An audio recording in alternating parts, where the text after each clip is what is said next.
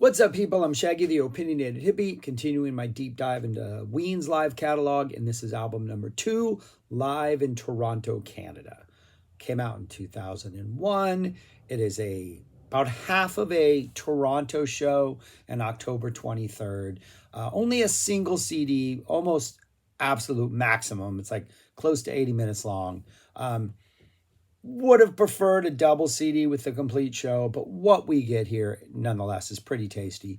And this is their 12 Golden Country Greats tour when they were touring with Bobby Ogden and the Shit Creek Boys. So you have Dean and Gene, and then Claude's there, and then you have a bass keyboardist, and then you got these Shit Creek Boy extras. So you got a pedal steel in there, you got an extra guitarist in there. You got a fiddler in there. So you definitely have that country sound that defines 12 Golden Country Greats. But at the same time, it sounds very much like a Ween album. I don't think any of the songs are in any way negatively affected by the fact that they have this sort of country tinge to them. There's a good dose of 12 Country Greats songs on here. And some of their older material... it gets brown at times. They do a Poop Ship Destroyer. Let's just address that. And I think the entire band's there, but this is one in which like the fiddle and the pedal steel don't really feel like their presence is as present as on other tracks. It gets really brown. Diener just takes over that. Gene just takes over that. It's a good, healthy 5.5 minutes of just like Poop Ship Destroyer brownness right in the middle of the CD. But it's fun. And I think some of the songs benefit, so it's really windy outside now, benefit really greatly by like this enhanced band.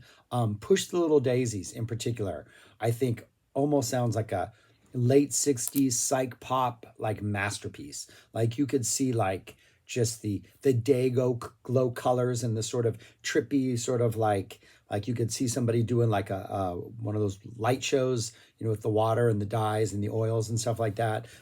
There's a name for those. But you could see that to this Push the Little Daisies. It's a really colorful, psychedelic sort of masterpiece. Still the same song, but instead of just that driving guitar that kind of defines the live version, you now have all this like other little instruments just providing these really, really, really cool little sounds throughout the entire thing. Buenas Tardes Amigo starts off really simple, just that guitar, Gene telling the story, but they layer the sound, the other instruments come in, the Western sound of the country and Western instruments enhances this where it really does just become this like 10-minute soundtrack to this Western narrative. Fantastic. We even get a little at the end, we get like the climax and then a little like, I think it's Dean on like acoustic guitar, like doing some like shredding before we get like a double climax. And this is one where like, I think on the studio version of Buenas Tardes Amigo, when that da-na-na comes in like 2/3 of the way through, it's a little like, oh, didn't know we were going to go this big and get this loud and kind of get this. It makes perfect sense here, but in a way that slowly builds up the momentum, the sort of tension. So when we finally get into da-na-na, da-na-na, you're just like, yeah. Great version of Buenas Tardes Amigo. But yeah, and then the whole thing closes out with Fluffy. And if you're a Ween fan and you have only heard the studio version of Fluffy and you have not experienced Fluffy in all of its live glory and grandeur and Eddie Hazel-inspired guitar-ending theatrics in which Dean just slowly squeezes like every emotional note out of that guitar after a song called Fluffy and just builds up the intensity and then just shreds. When they do that as a 5-piece, it's amazing.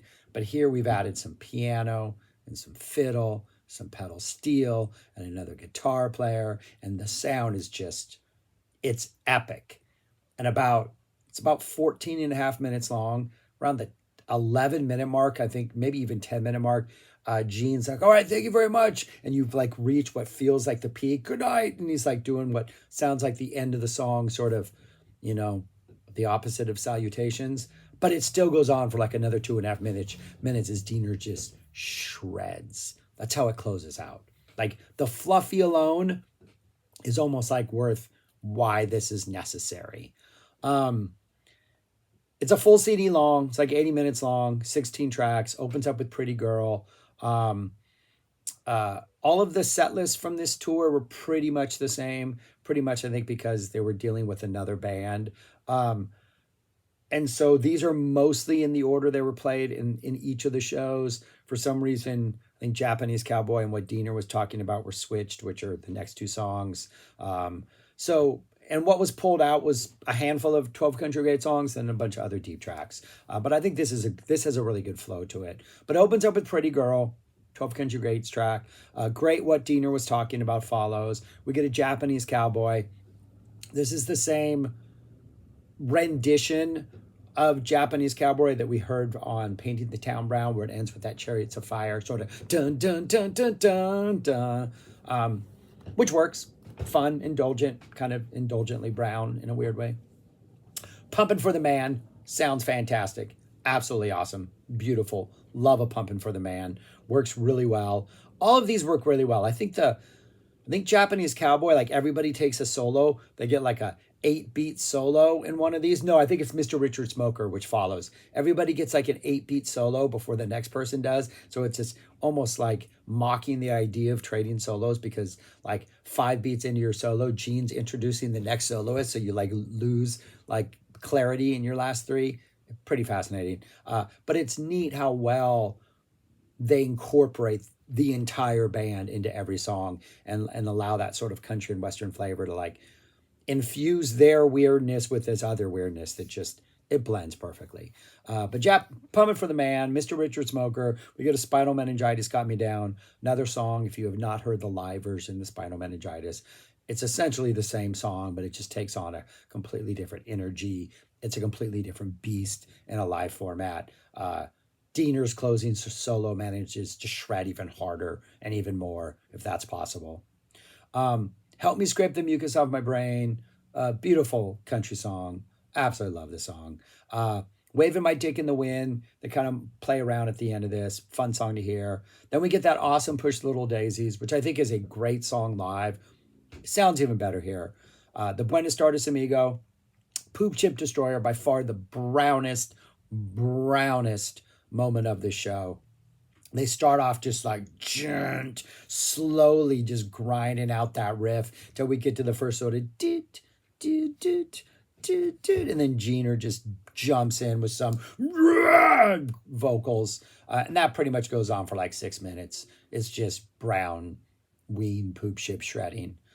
And then follows that with a beautiful I'm Holding You, keeping the brownness there. Like, yeah, it's not distorted. It's not ugly. It's not confrontational, but it's like slower. You got to seep in it a little bit longer. You just got to like let this vibe sit. You don't really get this like, you don't get to wash away the destroyer energy with like this wave of different energy. You're going to settle into like an I'm Holding You and just kind of sit in it. And then, of course, a Dr. Rock follows. And the Dr. Rock is like just always good live. It always works. Nobody never wants to hear Dr. Rock. Absolutely fantastic version. Then they go into the HIV song.